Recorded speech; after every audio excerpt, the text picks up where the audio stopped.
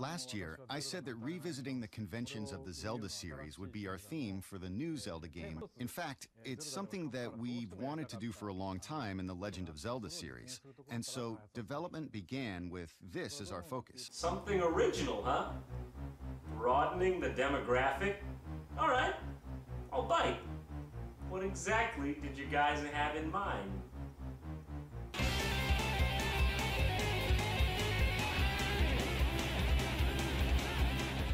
Cars?